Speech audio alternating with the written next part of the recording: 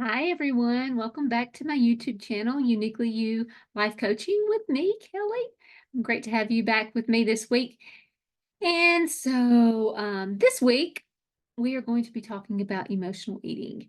And let me get a couple of things set up here so I can get all the things in place. Sorry.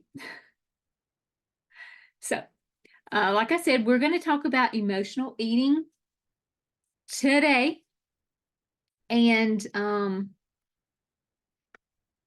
so have you ever noticed, I guess I should start out saying, last week I talked about the summer reset. So if you didn't watch last week, my last video, I want you to go back and watch that because it's got some really good tips in there about how to navigate the summer holidays, all the things with summer, the vacations and the cookouts and all those kind of things. So I really encourage you to go back and watch that just so you'll be able to have a plan and not gain weight this summer when you can actually lose weight, eating all the things that you love and enjoying all the fun things that summer has to offer. So this week, I'm going to be talking about overeating or overcoming emotional eating.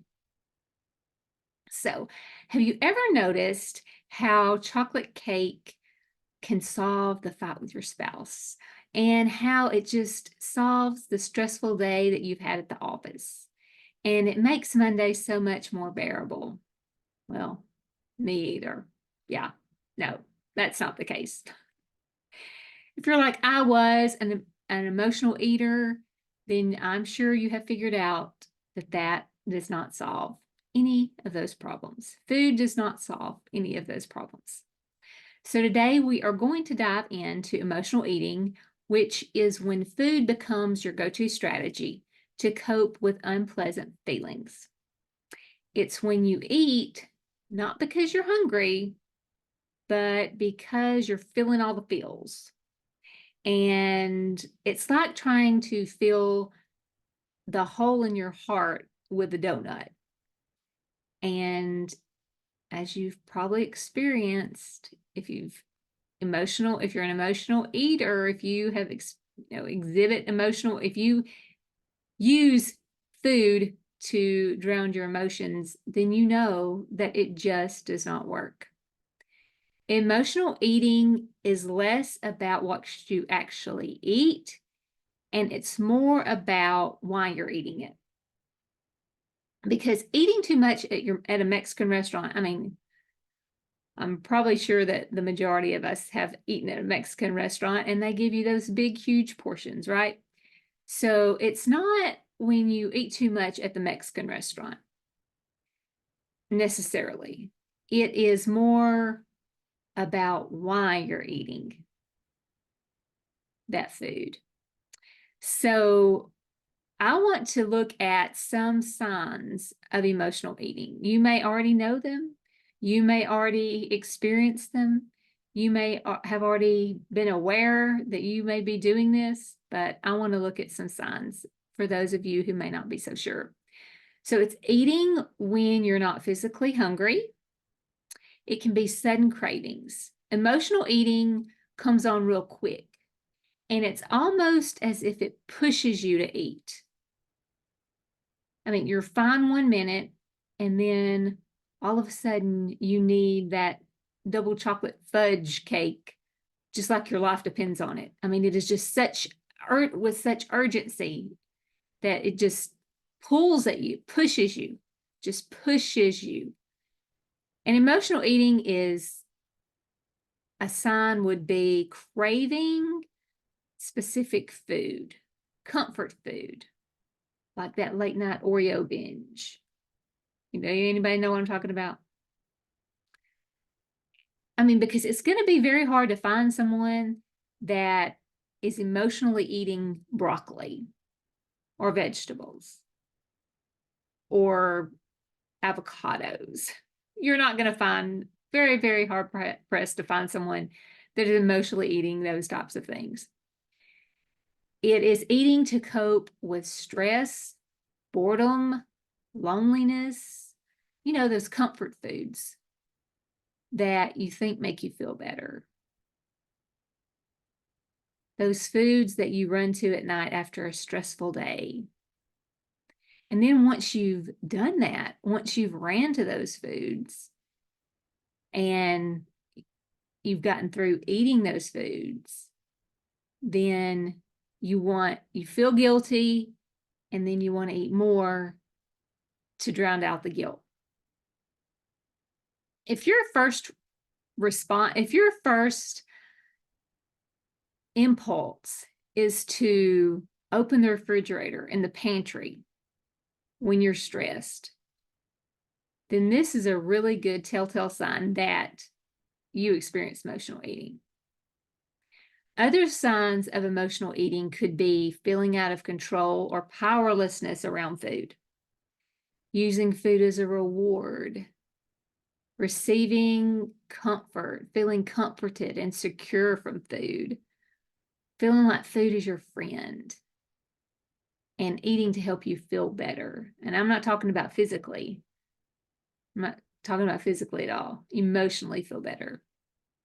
There is an article that was published in the NIH, and it states, and I'm going to read this because I cannot remember all of this. It says, emotional eating is defined as the tendency to overeat in response to negative emotions such as anxiety and irritability. This behavior is of interest because emotional eating has been consistently associated with weight concerns such as overweight and obesity. Additionally, individuals who are overweight have been found to exhibit less effective coping skills in response to negative emotions, leading them to emotionally eat more frequently.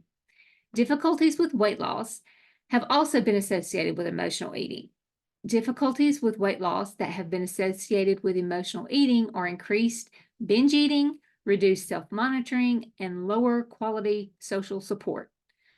But girls, let me tell you, that does not have to be the case for you. There is a solution, and we are going to talk about that in just a bit. But that was taken from an article in the NIH, and I could get you that link if you wanted me to. But anyway, I just wanted to read that off. So what are some causes of emotional eating? And I mean, how did we even get here? So emotional eating may have started when you were young by often well-meaning parents who maybe your mom just used food as a reward. Like when you got good grades, you're like, honey, if you make A, B honor roll, I'm going to take you out to your favorite pizza, restaurant. Or if you had a bad day at school and, you just like all the things that went wrong. And you come in and your mom's like, oh, honey, I'm so sorry. I'm so sorry. And then she's like, here, let me bake you some cookies. It'll make you feel better. Or maybe it was used as a punishment. Maybe, the old saying like, you're going to bed without dessert. And using food as a punishment to you, for you. And if your story is anything similar to mine, I know I used food, often found myself eating to comfort in a way to escape because I felt so out of control with so many things in my life that I felt like food was the only thing that I could control.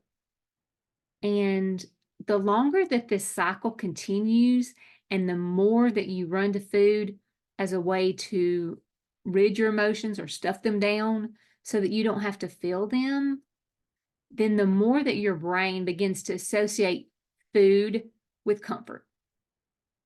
I mean, you might not even realize that this was happening until your weight was like way up there.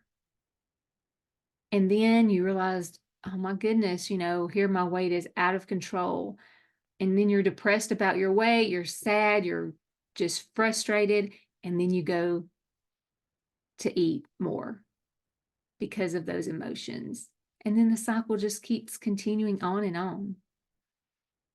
Some other signs that you might look at as signs of emotional eating or stress could be anger, could be fear, sadness, frustration, anxiety, resentment.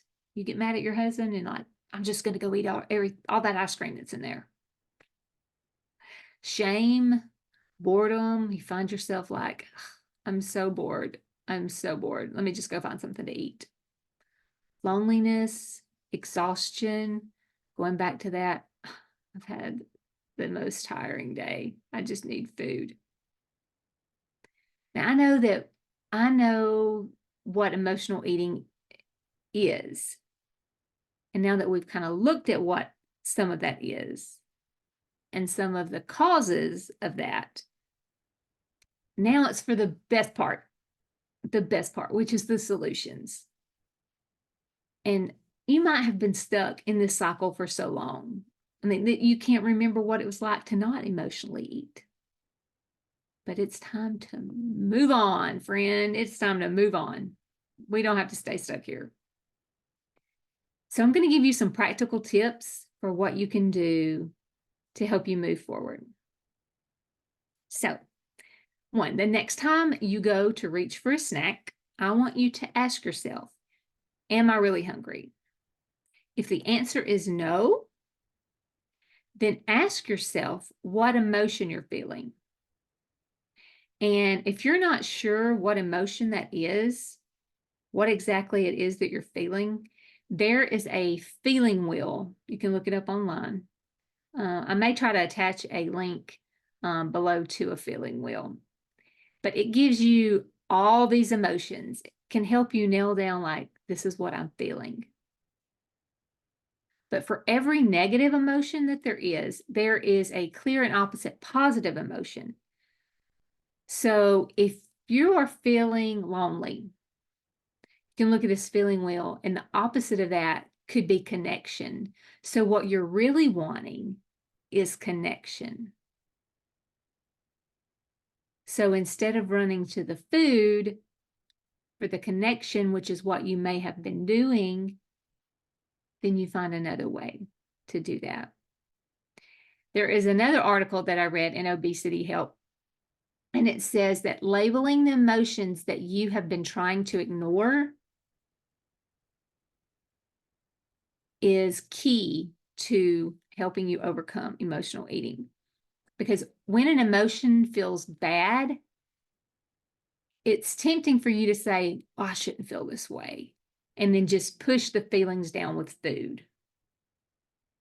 But stuffed emotions don't just go away, y'all. They don't. They are going to sit there, and then the next thing you know, you turn around and they popped right back up. It's kind of like a little weed in the sidewalk. You know, it just, I know right outside my back door, there's like a little crack, and there's some weeds that kind of spring up there, and I knock those things down, and then, they're gone, but then they'll pop right back up. And that's the way those emotions are. If you stuff them down with food, they're just waiting for an opportune time to pop their little heads back up. Every single time. And the longer that you ignore them, then the worse it's going to feel. Even when unpleasant, emotions are actually designed to help you because their job is to keep us safe. Emotions are a message to you. They're like that check engine light in a car. The check engine light comes on when there's a problem. And that's what your emotions show you. The emotion comes up because there's something that needs to be addressed. The key to understanding emotional eating is to identify those personal triggers. So, what comes up for you? What comes up for you? What triggers you to eat emotionally? The second thing is to keep a journal of what triggers you, your emotional eating triggers, because knowledge is power in this case, because it can help you know what to look for the next time this emotion comes up. Write down your feelings instead of eating them. So if you know that every day when you get home from work at 4 o'clock and you just want to relax, and if you've had the habit grabbing that bag of chips and sitting on the couch until you have to get up and make dinner, then have a plan on what you will be able to do instead. And journaling is going to help you. If you know those certain times that you do things, it might not just be when you come home in the evening, but when you've had a fight with your spouse, when your children are getting on your last nerve. Doesn't matter. All of life situations, when the car won't start, when somebody's running late, all of those things, when you're just like, all the emotions start coming up. Think about all those things through your day that you deal with and write those down. And then thirdly, before you reach for a snack, take a moment and pray. Ask for peace and guidance. Prayer is a diet tool. It really is, y'all. Philippians 4:6 tells us, do not be anxious about anything, but in every situation, every is every, by prayer and petition, with thanksgiving, present your request to God. And then get some support. Talk to a friend or join a support group. We're not meant to walk this journey alone. I invite you to join my free Facebook group called Weight Loss Made Simple, dropping the physical and the mental weight, and you'll find support and encouragement on your journey. There are women in there. We will support, encourage you, help you to get to where you want to go. And then pick up God's word. There are so many scriptures that will help you gain strength during these times. Things like Psalm 34:8 that says, taste and see that the Lord is good. I have a shirt that says, my God is yummy. And Matthew 11:28 that talks and tells us, come unto me, all you are who are weary and burdened down, and I will give you rest. So instead of turning to food, you can turn to God for comfort. Matthew 4:4, it tells us that man does not live by bread alone, but by every word that comes from the mouth of God. Jesus himself pointed out that our true sustenance comes from God's word, not just physical food. And remember what Romans 12:2 says, which is the verse that I love so much, and my whole coaching program is built around. Do not be conformed to the patterns of this world, but be transformed by the renewing of your mind. Transformation doesn't happen overnight, but with God's help, you can overcome. And remember, while emotional eating might be tempting, the nourishment from God's word is far, far more satisfying. And it's not going to make your jeans tight. It's not going to make those clothes too snug. And next, engage in physical activities or hobbies that don't involve food. Like take a walk, read a book, take a bubble bath, listen to soft music, paint, color. I love the old saying that says, if hunger is not the problem, then eating is not the answer. The best kinds of strategies to end emotional eating should be relaxing and fun. I mean, don't choose exercise if you've got pain in your body and moving is hard for you, or if you feel like exercise is a chore. I mean, pick something that you're going to enjoy and you can do right now, not after you've lost weight, but what you can do right now. I know I used to think Dairy Queen Blizzards were the answer to my stressful day. But then I realized that when I ran to them, I only ended up with two problems: the emotional eating guilt that I was feeling and tighter jeans.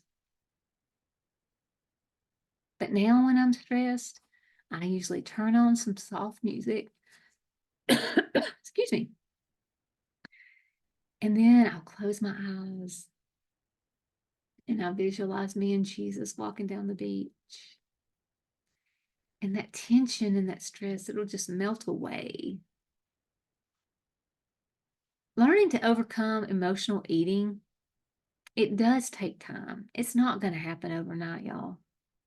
There's going to be times when you slip up, but it is important to extend that grace to yourself that I talk about so often. Remember that emotions are a part of our life. They're always going to be a part of our life. When you lose your excess weight, it doesn't matter what size you are. If you're a size 2 or you're a size 22, there are always going to be emotional things that happen in our lives. But what we have to do is we have to learn to navigate those emotions without going to food. And with the right mindset and with faith-focused strategies, then you can overcome it. Remembering it's not about perfection. It's about progress. Every single small step that you take away from your emotional eating, it's a giant step to a healthier, happier you. Your strength comes from God, and He is always there to support you. So this week, I want to leave you with some questions to ponder. Think about what are some of your emotional triggers, and how can you apply what you have heard today to help manage those? So over the next week, I really want you to take a look at this. Pay attention. Even if you still give in, awareness is huge. So when you are aware of your emotional triggers and aware what you're eating over, and just becoming aware. Awareness is huge. It is key. So this week, I really want you to look at that, pay attention to that. So that's all I have for this week. And I hope you all have an amazing week, and I will see you next time. Bye.